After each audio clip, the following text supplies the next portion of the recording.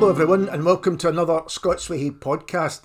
And today it's a returning guest, it's writer Tom Brogan. Hello Tom. Hello Ali, thanks for having me on. It's always a pleasure and it's really going to be a pleasure. I'm so looking forward to this. We're going to talk to you about your new book, Dalglish, the 50 matches that made the player. And before we get stuck into the book, what does Kenny Dalglish mean to you? And then I'll tell you what he means to me. Well, yeah, I mean, like Kenny Dalglish was probably, and maybe in the same way that Billy Connolly was the first I was aware of a stand-up comedian, you know, Kenny Dalglish was probably the first I was aware of a footballer, you know, a named footballer. So I was too young for Dalglish at Celtic. Yeah. So it was Liverpool and Scotland. I remember him seeing, and he was just sort of a presence in our house. Like, as I say in my introduction, my dad said that my mum cut my hair in the same style as Kenny Dalglish. And looking at pictures of me as a child, I can sort of see that. You know, my mum always said, "No, Kenny Dalglish cuts it the same way as I cut Thomas's."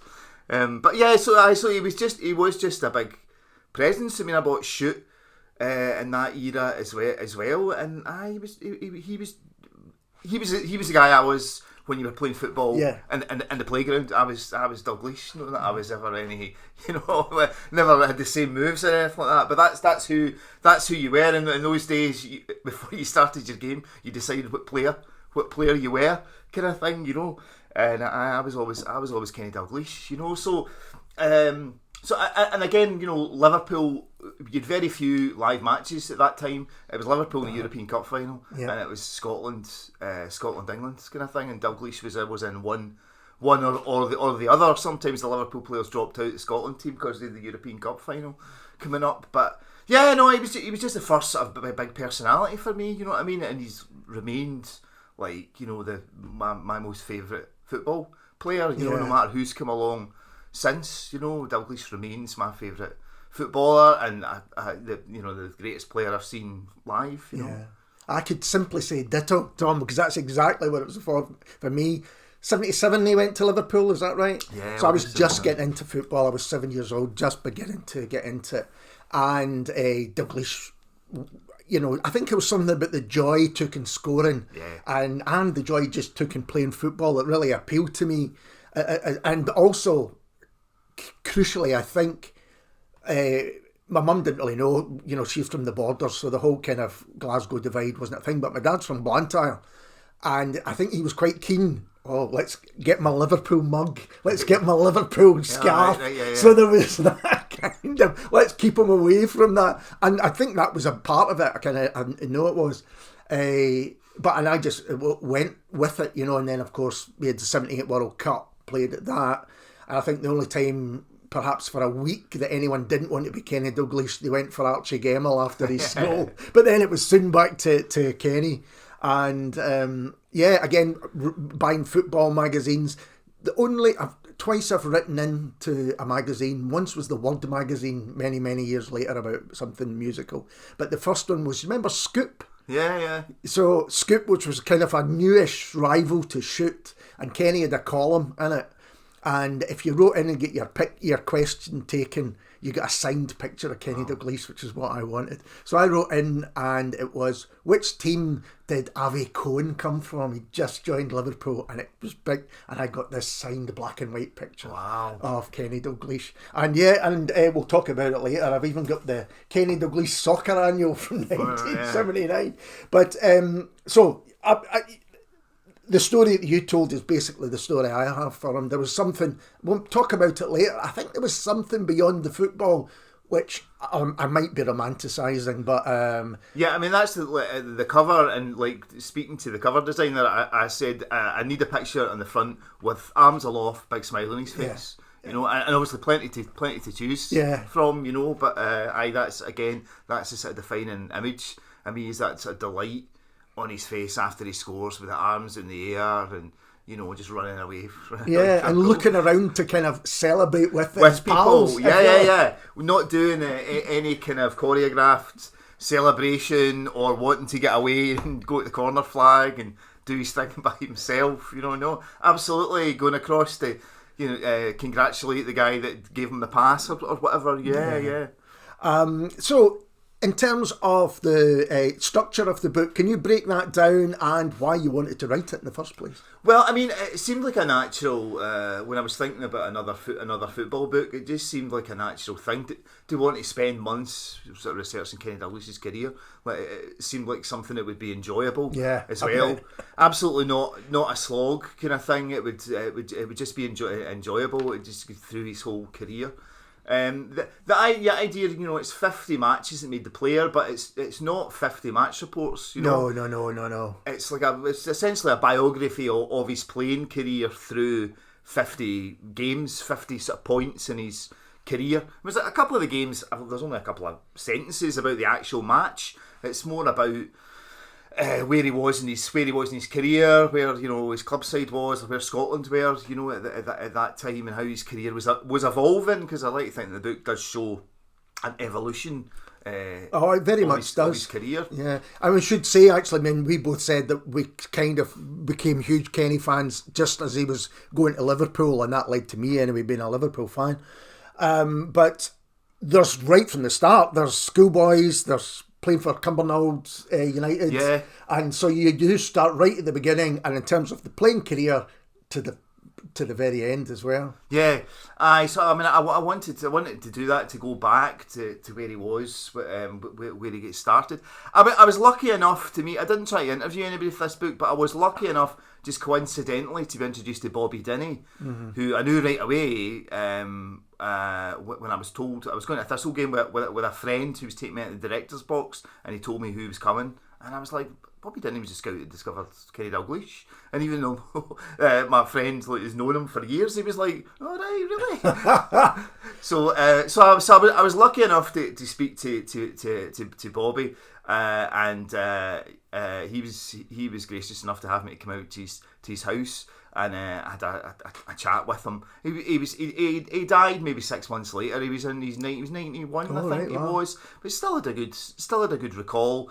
And get the scrapbooks out, kind of thing, and the photo albums. And Dalglish went back to the Scots Whay Hae, to the club he ran over the years, to do raffles and to sign things and all that kind of stuff. But anyway, so I wanted to focus on that because I knew that he'd been sort of discovered as this sort of 10-year-old kind of thing. So I wanted to start from there and kind of look at how he progressed through the boys' club system. And he was at Scots Whay Hae, and then he was sort of poached by Glasgow United. Some of the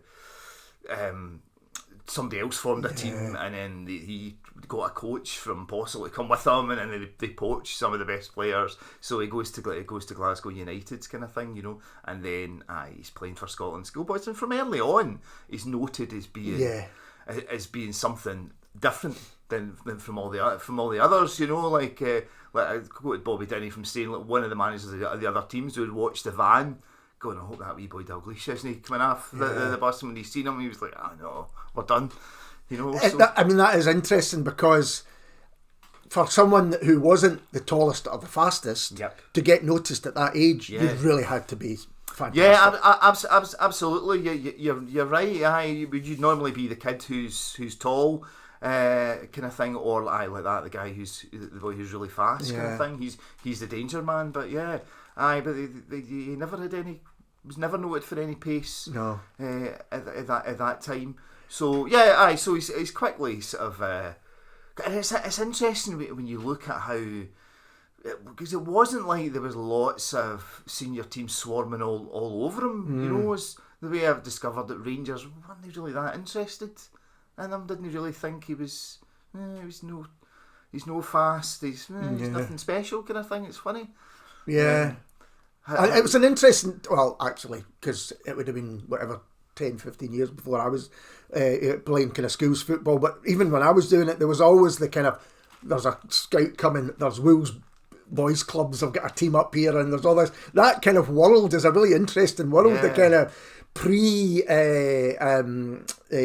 senior clubs, if you like, and they're looking everywhere to try and get these. Again, just interesting, just going back to Bobby Dinnie, when I was looking through his scrapbook and his old letters and stuff, there was letters from Arsenal, with Bertie Mee, he was manager at Arsenal, saying, just keep us in touch with the boys, games, and there was a summer tournament kind of thing, and please keep us updated with your boys' clubs, and we'll be up. You know, and can you imagine that now? Like Arsenal wanting to know about a club in the East End of Glasgow or whatever, and let me know what good 12-year-olds you've got.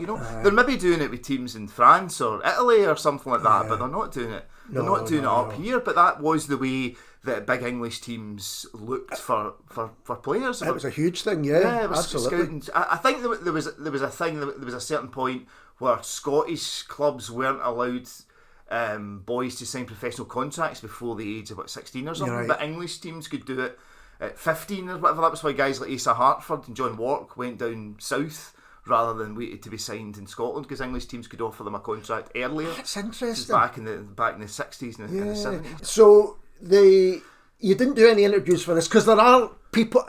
How did you do the research for it? Because, as you say, it's so much more than just 50 match reports. There's a lot of research gone into this. Yeah. I mean, the reason I didn't bother trying to go into interviews is you would need to get people that played with him all across his career. I could probably have found some guys that played with him as a boys' club level, and you probably could have got somebody like Dixie Deans or something like that, guys like that are about, or I know a guy who knows a guy. Yeah, sure. You could probably get a couple, but then you maybe sort of hit a wee brick wall when you're trying to get a hold of Graham Souness and Ian Rush. And so was it going through interviews? I think you've got even right up to date interviews. There's one with Mark Lawrenson from Sacked in the Morning, I think. Yeah, well, this is the thing. I mean, I think to do this kind of book now is the absolute greatest time to do this kind of research, because you've got so much more even than you had maybe 15 years ago.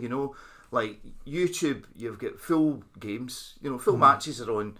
People are sticking every day. Somebody's sticking a full football match. I mean, I was watching Tottenham v Manchester United for 1986, full game, 86, 87. So you can find a lot of these matches, a lot of these games, and you can go through. Some of them will have the post-match interviews on.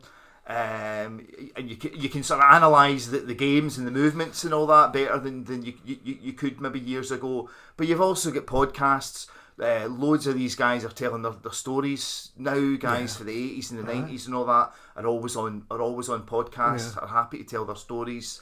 A lot of it was old autobiographies, newspaper archives, match programmes and things like that as well. And again, a lot of these things are much easier now than there was a biography I did in 92, and you think what the guy Stephen Kelly that wrote that, what he would have had to go to, if he wanted to, I've got a chapter on Cumbernauld United, but you would have to have went out to Cumbernauld Library and got the microfilm, went through it all, got your notebook, wrote it all down, kind of thing. Right, that's it, it's 4 o'clock, you need to go, you come back the next day. You can do it's all on a newspaper, it's a paid for archive, but it's all there. You can sit in your own house and I can look at it, and it's all there in a PDF kind of thing, and I can save the PDFs and I just type it immediately into the document. It's so much quicker, there's so much that's there, and you can do word search on things now for the Daily Record or whatever. Again, you're not going to the library and asking for microfilm kind of thing. There's so much. It's so much at your fingertips these days to find. So, but you can be overwhelmed with the amount of stuff and the amount of things that you're wading through and whose account you're wanting to look at, kind of thing. But that was my idea. And again, to go through books that mentioned Dalglish. I was just I was reading Craig Brown, the author, his latest book, Voyage Around the Queen.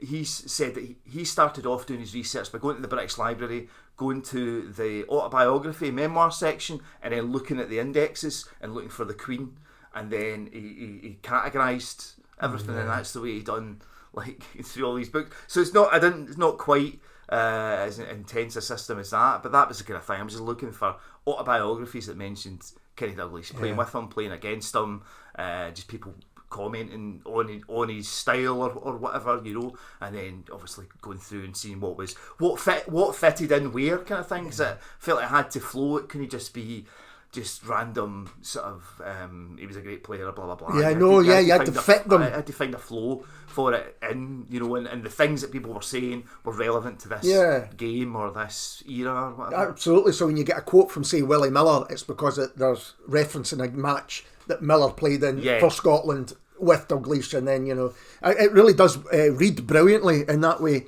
And you're saying now's a really perfect time to write this book. Seems like a perfect time to get it published with Asif Kapadia's prime Kenny Dalglish film on. Just briefly, have you watched it? I have, yeah. Do you like it? Yeah, I enjoyed it, yeah. Covered some of the same ground that I've did, although he covers Dalglish as a manager. I mean, the last half hour of that documentary is about Hillsborough. Yeah. I don't really mention Hillsborough. It wasn't a game he played in. I do discuss the player-manager era, but I focused on his playing rather than his management's a whole different, absolutely, a whole different thing. Obviously, he's got the benefit of having Kenny Dalglish beside him, saying I was there. Aye, all the way through it, So yeah. I mean, I would say this. I think it's the perfect audience for it, but I absolutely loved it, and I thought it was interesting that someone who's done documentaries on what you would say maybe flawed figures. Amy Winehouse, Maradona and Senna did as well, didn't he? You had this figure who's almost defined by kind of not being flawed in a way. Again, I might be romanticising that, but he still makes the drama, and I think Hillsborough obviously plays a big part of it. But I thought it was really interesting to watch while I was reading this book as well. It was just happened to be the same time. Although I'm watching it going, oh my god, I hope he doesn't say something that totally contradicts what I've written. But it was good. It was a very entertaining documentary. So what I've done is I've picked 10 matches, if you like, to talk about, and however you want to talk about them. But before we do that, do you have favourite stories from the book? Is it too many to get? There probably is. There's different wee phrases and kind of things. Because there's that sort of comparison with Keegan. Because obviously Keegan left, Dalglish comes in. But I don't think anybody says Keegan was better. No. There was an interesting wee thing I read from Ray Kennedy's book. I mean, Ray Kennedy, I always feel, was the unsung hero of that Liverpool team. My second favourite player of that team, absolutely. He was a genius. Yeah, I don't think he really get the credit that he deserved. And I think, talking about Ray Kennedy, he was a guy who'd done it all already with Arsenal. He won the double with Arsenal. He'd won the Intercity's first cup with Arsenal. Came to Liverpool, get converted from a striker into a midfield player. And I say, if you watch YouTube clips of Liverpool in that era, if he's not scoring the goal or making the goal, he's the guy winning the ball in midfield, or passing the ball on, or making the final pass. But Ray Kennedy said something that when they were in training, when Dalglish just started, he said, Kevin Keegan, he realised Keegan could take the ball past you in training, but he had to kick it beyond you and chase after it. He says, but Dalglish can get by you without losing possession of the ball. He says, and that was instantly the big difference. This guy's a better player. Yeah, the comparisons there are really interesting, and there's chapters in the book that cover that period when there's Liverpool fans clearly not sure, who is this guy coming from Scotland?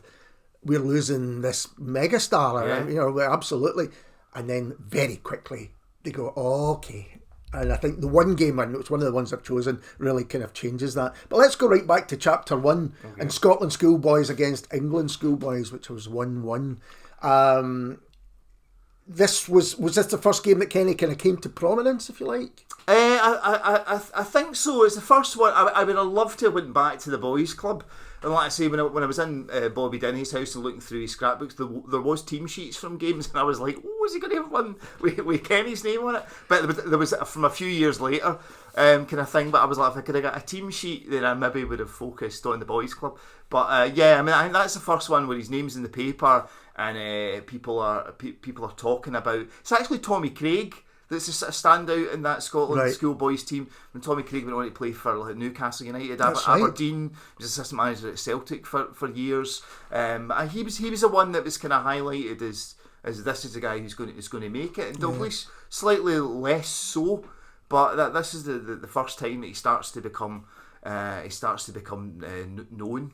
And I should say that every chapter you've got the team sheets of both teams, which is fascinating in itself to go back and you look at some of the players that, particularly I think with Scotland teams, you go, oh my goodness, what a group of players that was.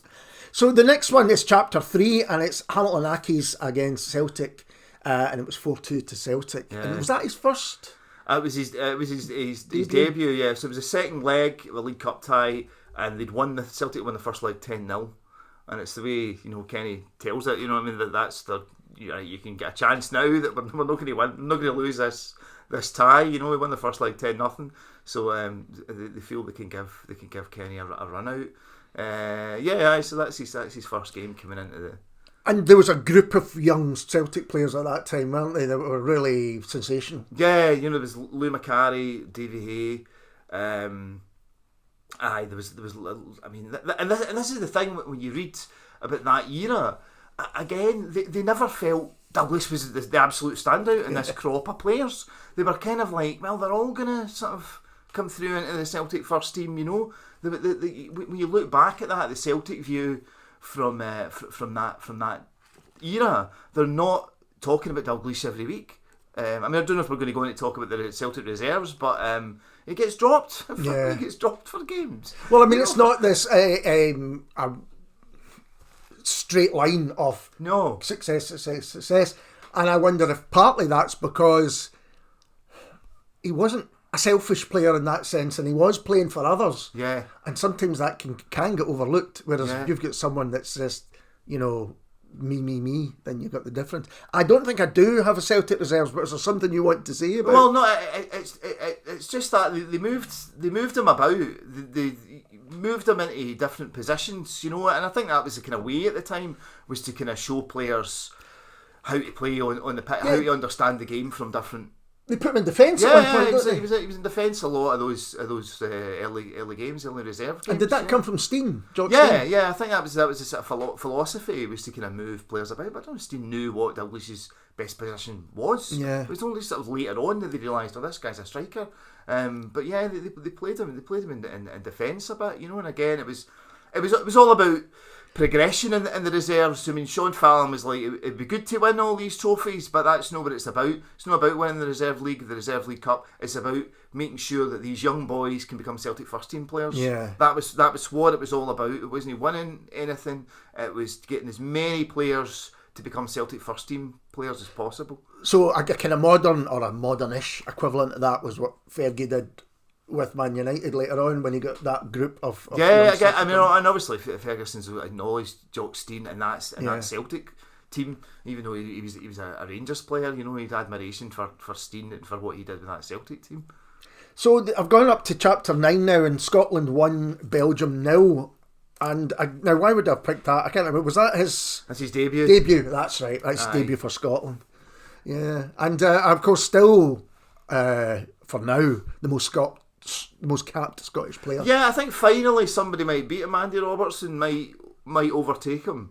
I mean, I don't know. I mean, I feel this will be Andy Robertson's last season with Liverpool. Yeah. So, but I still think he'll be playing at a high level for another few years.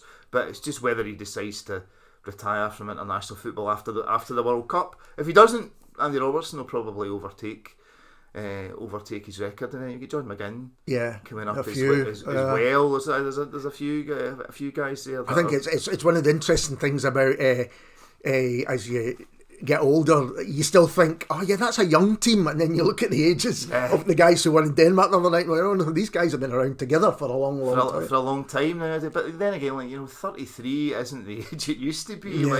But back in the 70s and 80s, 33, that was you. You were pretty much done. But nowadays, it really isn't. But yeah, that's his debut, and he actually makes his debut alongside John Hansen, Alan Hansen's older brother. Yeah.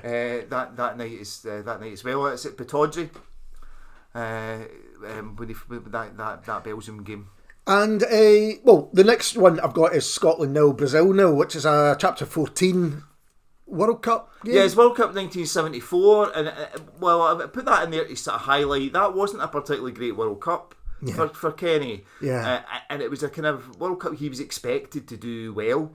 It's a World Cup Scotland really should have done. Yeah, well. Scotland should have done better. Yeah, and Kenny was expected to be one of the sort of star players in that team, and there was also a sort of suggestion that maybe an English club was going to come in for him after this World Cup, but it doesn't really happen. Because there were rumours about that he's going to leave Celtic, and and then it maybe just doesn't happen. But you can see that at any time can unnerve players or unsettle players. Yeah, so at that World Cup, it's Davy Hae that's the kind of standout Scottish player. Davy Hae gets a transfer to Chelsea in that summer, but I don't think played for Scotland again after that. But again, I think I've put in from somebody trying to explain it. It's one of the journalists, as maybe Doug Bailey, trying to explain again why Dalglish didn't, and it was because he was a team player, and he fought and he was chasing. And when the game wasn't going well, Dalglish wasn't a guy who would hide away. Maybe players would sort of take a wee back step and no look like they're chasing the ball or whatever. But Dalglish was very obviously running about after everything kind of thing. I think when you look at footage, even often playing now, it always wants the ball. Will always take the ball no matter what situation he is. Famously uses his backside to kind of keep the ball. But, never kind of hid, I don't think. No, not at all. I think, again, one of the games I was watching, I think it's the Norwich game where they win 5-3. One of the kickoffs, sort of late in the game, Dalglish just flies forward for the off. Norwich have got the ball and he just flies forward and flies into the defender, and this is late in the game, and it's a game where Liverpool are winning, but he's just charging for the ball right from the kickoff. But it goes back to that clear joy of just playing football. And I think you would have been like that playing down the park. It really is appealing, I think. And you say that he didn't really perform in that World Cup. Do you think that was because there was a strange relationship with Scotland? Partly it was the Anglo thing, when he went to Liverpool and he doesn't play as well for Scotland as he does for Liverpool. You say he's not in the same players, but Scotland had a hell of a good team at that time as well. What do you think about that kind of perception of his Scottish years? Yeah, I mean, I think that's it's a perception that's just going to remain. He didn't do it for Scotland. But I mean, I don't know. I think it's maybe unjust in that the era before Dalglish, when you Billy McNeill, Jim Baxter, Dennis Law, Jimmy Johnston, why did we not qualify for World Cups? Then we had some of the best players in the world. Absolutely. Like Jim Baxter, Jimmy Johnston, Willie Henderson, Billy McNeill. There was so many great players, yet, that era doesn't get looked at so much as, they underachieved, didn't do it?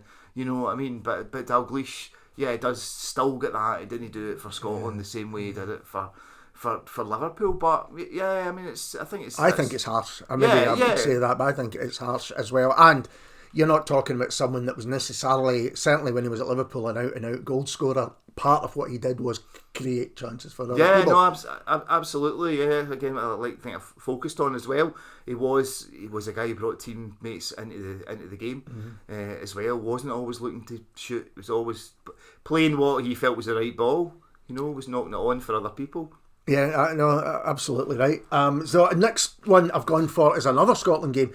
Scotland 2, England 1, home international 1976. Yeah, so this is when he nutmegs Clements. Again, it's like the goalkeeper he'd soon be joining at Liverpool. I'd love to win when that meeting happened. Yeah, so obviously at that game against Denmark the other week there, I've said that's 3 of the top 10 Scotland goals of all time. Then I've started to think of what the others are, and that Kenny Dalglish goal against Ray Clements is in there. He miskicks it. It's a daisy cutter along the ground, but Clements goes down, makes a schoolboy error of not getting his body behind the ball, goes down to collect with his legs wide open, and it trickles underneath. I know, it's an incredible goal if you've never seen it, and for such a big game. And of course, the home internationals then were big games. Yeah. As you mentioned, there wasn't a lot of telly. There wasn't a lot of football on TV. So these games really mattered, and you were getting huge crowds. We know when people went to Wembley, but wherever it was played, these were massive it's Hampden in the sun, and again Dalglish wheels away, arms in the air, big smile on his face, and that's for Scotland against England. That's as good a goal as a 40 yarder. For that, it's just a trickled, and for all the the derision that Scottish goalkeepers got off English pundits. I mean, that's one of the worst sort of errors in international football from a great goalkeeper. He was a sensational goalkeeper. He's a great goalkeeper, and by all accounts a great guy as well, and took it in good humour. I think when Dalglish joined and he was getting ribbed by not just Dalglish but his teammates as well, took it in good humour. And one of the documentaries about Dalglish, he's talking about it. I don't know if you'd see that. I don't think Peter Shilton would have done that. I don't know if you could see that these days, that he's talking about this game where he's been like humiliated. It's one of the worst experiences in a football pitch, but he's happily talking about what a great guy Dalglish was and reliving that goal. It's just, I think it's maybe testament to how well Dalglish was liked. Yeah, you've got guys willing to go over their worst experience in a football pitch to talk about what a good player Dalglish was. Well, talking about being well liked, I'm going to talk about chapter 19 now, which is Old Firm, Celtic 1, Rangers 0. But I want to talk about the friendship between Sandy Jardine and Kenny Dalglish, which was a really strong friendship, across the divide. I wanted to highlight that. Yeah, the two of them were great pals, and obviously you think people outside think Celtic players and Rangers players hate each other, kind of thing, but they don't. Certainly not in that era. I think when you're talking that most of the people were Scottish. Maybe around the same area, maybe grew up playing boys club football, kind of thing. But like Dalglish and Jardine had a wee bond. Let's say they both get an agent early on. One of the two of the first players to have agents. Because they saw how they could sort of monetize their off-field activities, and now the two of them are great respect. I mean, on the night of Dalglish's 100th cap, Jardine's one of the guys that's brought out alongside him for the presentation, kind of thing as well. And again, by all accounts, Sandy Jardine was a lovely guy. But the two of them had great respect for each other and talked well about each other over the years as well. And they recorded a single together. Yeah. Have you heard it? I think it's on YouTube. You can find it on YouTube. Okay. Yeah, it's terrible. Yeah, let's say. And as I've discovered again, like John Peel played it a couple of times. He asked for someone to send it to him and played it, and Billy Sloan put it in as one of his worst ever. He put it as worse than Agadoo. He put it as one of the. Oh, well, maybe I won't. Maybe I'll spoil things if I was to go and see it. Hoddle and Waddle and Diamond Lights were just actually I was watching an old episode of Top of the Pops of '87, and the two, Glenn Hoddle's really going for it in that Top of the Pops performance, but Chris Waddle looks a bit sheepish in the background. It's funny. We just moving on to that, but briefly, that era, the 70s and 80s, it seemed to be like if you had any sort of fame at all, it was parlayed into putting a record out. That was the thing you did, was you had a single. You put out a record. Like nowadays you go on a reality television show or whatever, but in those days that was the thing you did. You got a wee bit of fame, make the most of it, or, get a record out, and that's the way you got on Top of the Pops, get in the charts, and that was the way to keep the profile rolling. So I moved on to chapter 25. Liverpool won, Club Brugge, or Bruges as they were, or as I knew them anyway back then. 78 European Cup final. So this was when I was really getting into my football, really getting into Dalglish and Liverpool, and this was the game I think where Liverpool fans went, okay, this will do for us. Yeah, so that's the end of Dalglish's first season at Liverpool. So it's maybe funny now. Like, one of the reasons he leaves Celtic is he wants to win the European Cup. Yeah. And obviously Celtic, as I cover in the book, got the semi-final in 72, got the semi-final in 74. But I both lost in penalty shootout in 72, get kicked off the park against Atletico Madrid in 74. But this is what he wants to win the European Cup, and he realises Celtic probably aren't going to do it. Celtic's time's gone, and he goes to Liverpool, who were the European champions at the time. But Liverpool, Bob Paisley said, we want to do it again. We're not stopping here. We want to continue to win the league, continue to win the European Cup. And that's Dalglish's focus. And in that final, he scores the goal. Graham Souness, what a pass that sets up the pass for him. And Souness was signed in the January of that year, 78. I think Alan Hansen was just slightly ahead of Dalglish. He joined the summer of 77. and then Dalglish, and then they signed Souness, who was at Middlesbrough, and it's Souness that plays the wee slide pass, and Dalglish says, and again, this is a great insight from him. He's noticed during the game that one-on-ones the goalkeeper goes down early. Yeah. He's noticed that Terry McDermott's missed a chance, and I think somebody else, maybe David Fairclough, has went in, and he's noticed that the goalkeepers went down early. So when he gets the ball, he knows the goalkeeper's going to go to ground, so he can chip it over him. Yeah, and that's where one of the areas that the book really excels is that kind of information. You may think you've seen the game many times or whatever it might be, but there's little nuggets of information like that. You go, oh, yeah, that really makes sense. Yeah, and this is obviously he hasn't watched Bruges videos. He's done it in game. He's done it during the game. He spotted this. So we mentioned Alex Ferguson a wee bit earlier on. Chapter 33, Liverpool 4, Aberdeen 0, and that was in a European Cup game as well. Yeah, that was a European Cup game. Aberdeen have won the league. And this, Cup. I think, was the game that really got under Fergie's skin, and when he took over Man United and talk about knocking Liverpool off their fucking perch, it kind of stemmed from that game. Yeah, that seemed to be the way, because he absolutely got a lesson that night. I think he thought, my team can take on anyone. Yeah. And clearly that wasn't the case. Yeah, so Liverpool had won the first leg at Pittodrie 1-0, Terry McDermott scored, and then they go down to Anfield and just get played off the park by this dominant Liverpool team. Mm-hmm. And that really does something for Ferguson. He really sits back and thinks, this is a different level. Yeah. But yeah, and he gets... Because that's an interesting one to compare the teams, because it's a great Aberdeen team. It is a great Aberdeen team, But, just us talking and your names like Terry McDermott and stuff like that, just think, wow, these are sensational footballers. Yeah. And again, it's a great, team performance, I think, by Liverpool as well. Alan Hansen scores, maybe Phil Neal scores. It's a great team performance. But by Liverpool, and like you say, the Aberdeen team, it's kind of the nucleus of the guys that went on and won the Cup Winners' Cup a few years later. You get Strachan, Miller, McLeish, Leighton. You've got a lot of those guys that went on to become the legendary Aberdeen. And what we know, I think, from Ferguson is he learns lessons. Yeah. That's what he does. He also holds grudges. Yeah, absolutely. But he definitely learns lessons, so it kind of makes sense that he took that painful, but moved on from it. They beat Ipswich, I think, the next season in the UEFA Cup, and my recollection is that was the kind of signifier that this Aberdeen team are going to come good here, because it was a good successful European Ipswich team. Ipswich had won the UEFA Cup in '81, and I wanted to think Aberdeen knocked them out the following season, and that was the thing we started to. Aberdeen started to become a force.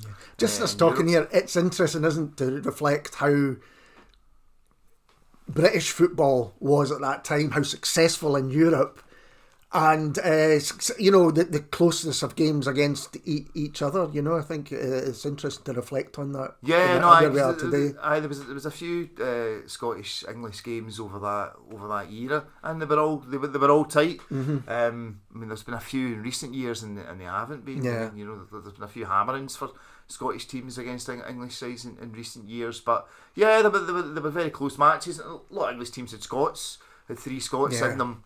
At the time as well. Well, you should say you've got some fantastic pictures in the book as well, and often you've got Liverpool's 3 Scots together. That was a real band of brothers. Yeah, no, absolutely. Hansen, Souness and Dalglish. Yeah, and that's what they said. They always made sure they got a photograph together, and then obviously it expands slightly. Later years you get Steve Nicol in there, and Gary Gillespie, and Steve Nicol, that's right, of course. So I think there's at one point there's maybe 4 Scots in the Liverpool team.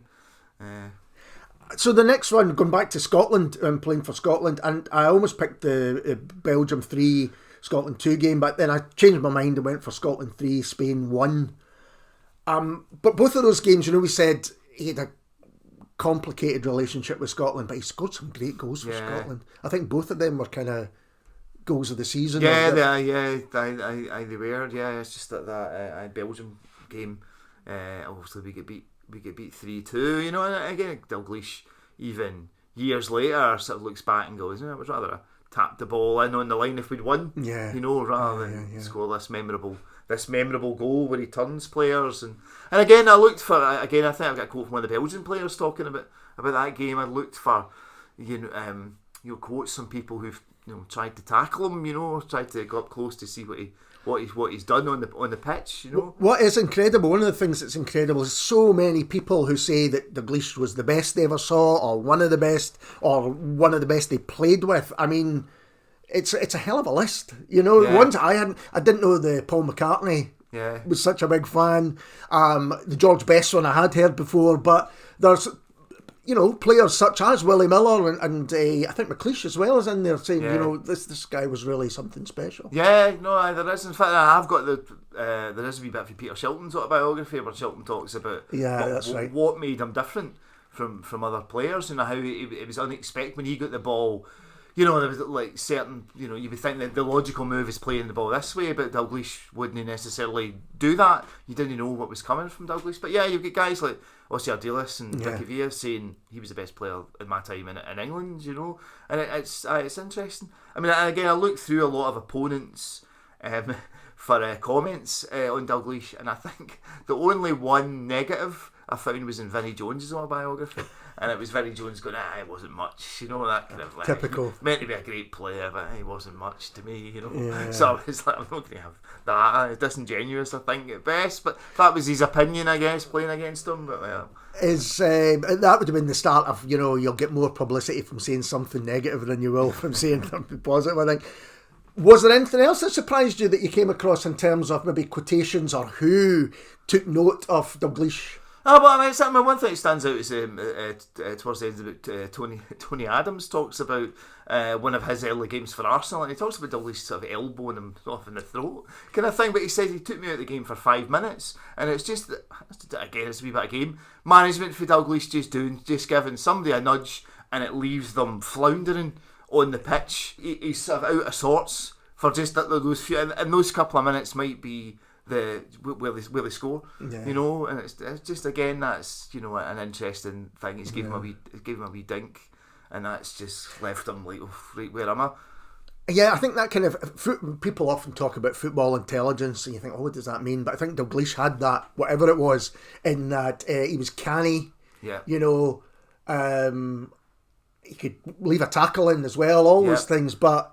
Always for the team, really, that's why he did it. Yeah, absolutely. And again, Phil Neal talks about that as well, about a game they played against Nottingham Forest, and they noticed early on, like, Viv Anderson's having a nightmare here against Kenny. He just can't handle him, and it was like, get the ball to Kenny in this position where he can take on Viv Anderson, because he's getting the better of him, and Anderson's really struggling. And again, it's the players noting, well, this is the way we're going to get inroads here, and I think Anderson pulls him down for a penalty kick. Again, it's interesting. They're all looking, and they're all how can we bring Kenny in, and what's he doing, and what's the and again, one of the other books I read, I think it was I can't remember the guy's name now. He played for Middlesbrough, and it was one of his last games because he was coming back from a really bad injury. It was Dalglish's debut, and he was trying to get back in the team and try to consider this injury maybe isn't as bad as he thought. And he's like, oh my God, I've got to mark Kenny Dalglish. Like, this is going to finish my career off. I was going to finish with chapter 46, Juventus and Heysel, but I thought I don't want to finish on a downer, but I think we should probably talk about that, because I mean, I can remember exactly where I was when I heard the news about the Heysel disaster. I was at a Boys Brigade sports thing, and it was just such horrific news, and a cup final, I think they say, should never have been played. They certainly didn't want to play it. No, well, I remember I was playing football out in the front grass. My dad shouted me up to come in. I knew the European Cup final was on. I was playing football and I was going to come in to see it. My dad shouted me up when all this was happening. And again, you can watch that on YouTube. You can watch the coverage on YouTube. And again, I've quoted from Graham Souness and Terry Venables, who were the pundits in the studio. Yeah, that's right. Souness was he was at Sampdoria of course. at the time, and Venables was the manager of Barcelona, and the two of them are in the studio watching the picture. And you can see Souness is just shattered, and like Bobby Charlton was the co-commentator, but But yeah, and again, it was a sort of delicate one to put in, because obviously, as you'll know, the Liverpool fans were unjustly vilified for Hillsborough. They were absolutely nothing to do with the Liverpool, and they've fought for years and years to clear their name over at Hillsborough. However, the Heysel disaster, it was largely Liverpool fans' fault. There was a lot of different factors at Heysel. The ground wasn't fit for purpose. I think, like I said, I know what you mean. Arsenal played there 5 years earlier in the Winners' Cup final, and they said it was a dump then, and it shouldn't have been used. Liverpool had said to UEFA, you can't sell tickets for this neutral section right beside. It's going to right beside the Liverpool fans and Juventus fans. It's going to cause a problem. It's going to be Italians and Brussels that are going to buy it. It's not necessarily going to be a neutral section. You can't have it in this position. And Liverpool said they didn't listen to us, despite the fact we'd been in 4 European finals before, or European Cup finals. They didn't listen to us about how the tickets should be sold. And obviously the police went in heavy-handed, but I think Liverpool fans charged you can't make that area. It's such a terrible disaster. So it's a terrible. I'd say it was. I did try to handle it delicately, but Liverpool fans who were there have said it was Liverpool. But lots of different factors. But if the Liverpool fans hadn't charged, all those people wouldn't have died. There would still have been problems. There would still have been issues. But and it's obviously there's a kind of that. Some players say that they knew what was going on. Dalglish certainly says he didn't know anybody had died. Dalglish, when the kick-off was delayed, he went to sleep. As was his part of his process was making sure to get rest and going to sleep. But I remember the game. I think it shouldn't have taken place, but they said UEFA said there might have been more problems if it had been abandoned, kind of thing. But I think we all know it shouldn't have been played. Referee awarded Juventus a penalty, which is easily about 3 yards outside the box. Gary Gillespie trips, I think it's Boniek, about 3 yards outside the box, and it just felt like the referee was like, let's get some a winner and get out of here. But it's a kind of hollow. It's a hollow experience, and obviously has this terrible knock-on effect as well that. Not just Liverpool, but English clubs get banned from Europe. And Everton had won the Winners' Cup like the week before, and Everton had such a great team that Everton could possibly have been on and won the European Cup the following year. And I think that kind of thing still rankles with a lot of people. There's a book out just now by Chris Lipkowski called the Slum Sport, which covers that era, the 80s. I think he spoke to a few, not just Everton players, but other guys who. Other English players who were affected by not playing in Europe because of that ban, and some of them are still quite bitter about not getting the chance to play in Europe for all those years afterwards. I think people who maybe go to high-end football, to call it that, today, it's difficult to explain just how going to football matches in the 80s, 70s and 80s in particular could be. It could be scary. Because it's that way. On the terracing, there's no. You're just packed. You were just packed in on the terracing and a big match. You maybe couldn't see. You couldn't move. It's not like now where you're sat in a not necessarily a comfy seat, but sat in a seat, and there's capacity issues on the areas. But sometimes I felt that there wasn't any kind of. I remember my brother went to the 1970 European Cup semi-final with my dad, and I remember him saying in that era, if you had a ticket for the game, that meant about 4 of you could get in on one ticket. Do you know what I mean? You look at the ticket, and you would all sort of push in over the turnstiles. You know what I mean? In that kind of era, they were very lax on, because it wasn't allocated seating on allocated spaces on the terracing. So you could get hairy. At games. I wasn't in that many. I remember being at a Celtic Aberdeen semi-final at Hampden, and it was absolutely jam packed. And I remember my dad talking about that kind of sort of crowd management of just going with when the crowd moves, you move with it. But it was and again, like Dalglish. I mean, he handles the situation with dignity. He gets announced the next day as a player manager at Liverpool, and everybody's shattered. Everybody involved with Liverpool and involved with sport in England at the time is absolutely destroyed by this. That's the thing I'd forgotten, was that he is announced as the player manager the next day. Yeah. So that's just happened the night before, and he's having to take. That's an incredible ask. Yeah. To for someone, one, player managers are still fairly rare at the time. Yeah. But they still are fairly rare. But for that to happen was just... Yeah, they were rare at the time, and I think even rarer in the top flight. Yeah. Again, it's like what Terry Venables had said, oh no, you need to learn your trade further down. Yeah. I think there was player managers in third division, but it was maybe done out of necessity, a budget kind of thing there, where you would have a player manager, and Joe Fagan, who had been the manager, just had that he wasn't going to do it. Well, it'd been... They knew within Liverpool that he was leaving, and I think it was announced sort of the day of that final or just before, whether it was announced or the rumours had came out around Liverpool fans that was him going to step down. So he was leaving his job regardless of whether Liverpool win that or not. Win it or not. And Dalglish had been approached to become the manager, so he knew he was going to take over after that. But obviously, he takes over in such a horrific circumstances, and his Liverpool team went on to be maybe one of the best Liverpool teams. We never know what that team with John Barnes and Peter Beardsley that could have done in Europe. Again, they could have won. Some of the performances of that team, unbelievable, just unbelievably good. So the final chapter that I really wanted, we did talk about that in the end, but was chapter 49, and Chelsea 0, Liverpool 1. He is player manager. Yeah. And we've spoken throughout about his joy in playing, the joy of scoring.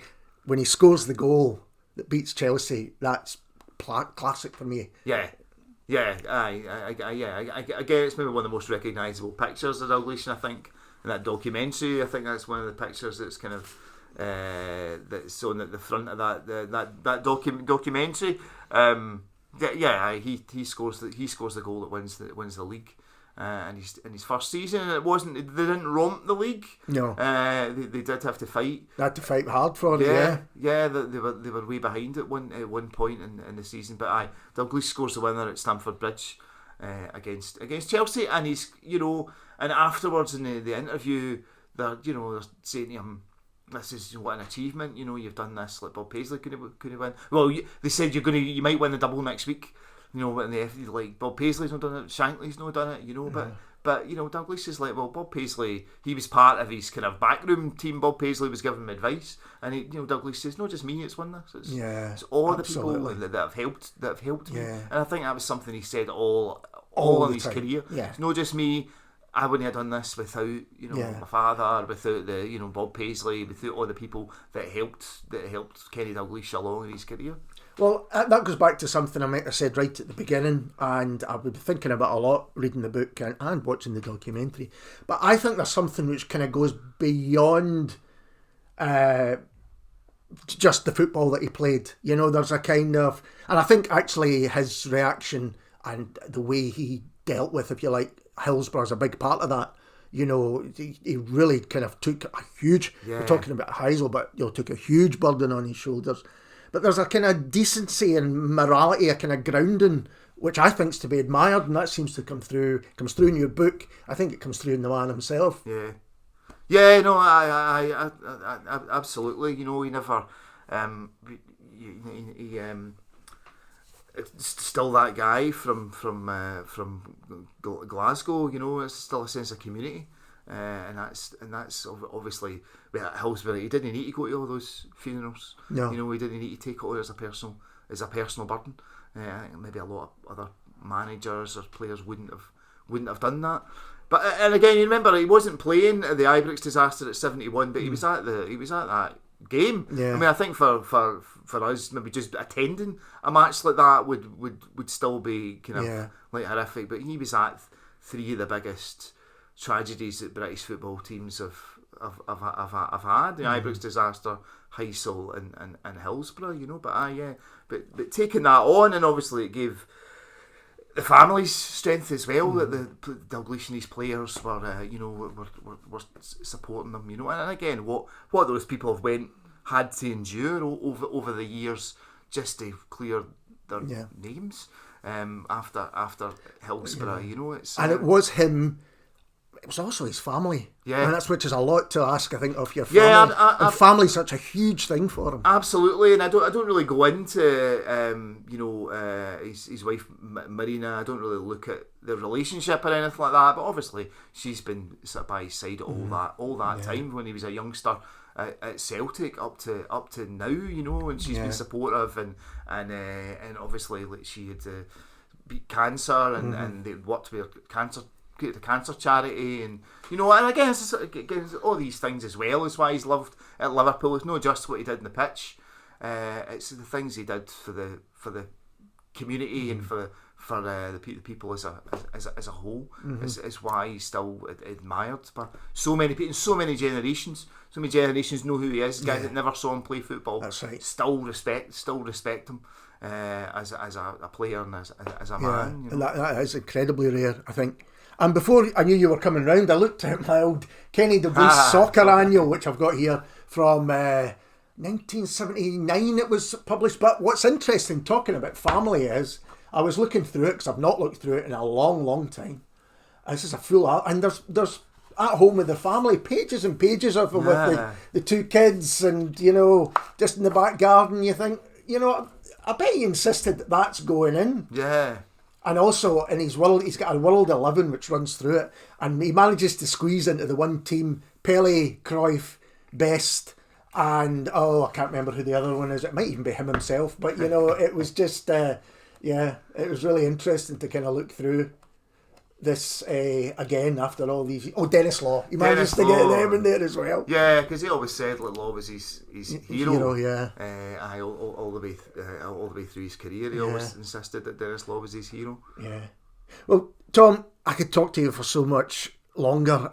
Thank you so much for taking the time to talk to me. That was genuinely one of the most fun hours and so that I've had in a long time, so thank you. And all the very best with the book as well. It's a tremendous book. Yeah, thanks very much. Hopefully it is a good Christmas present for people, for people that are looking for presents for their father or for their grandfather that might remember Dalglish playing. Yeah, absolutely. Anyone who's ever seen Dalglish play will love it. And But more than that, because contextualising it, part of the thing I really enjoyed going back to the teams was looking through these different teams. There's one of the Liverpool teams, I think it's when they play Borussia Mönchengladbach, and I looked at the teams, that was the team exactly that was on that mug that my dad bought me when he wanted me to support Liverpool and no one else. So anyway, Tom, it's been a real pleasure. Well, thanks very much for having me on, Ali. I appreciate it. And we'll be back soon with someone completely different.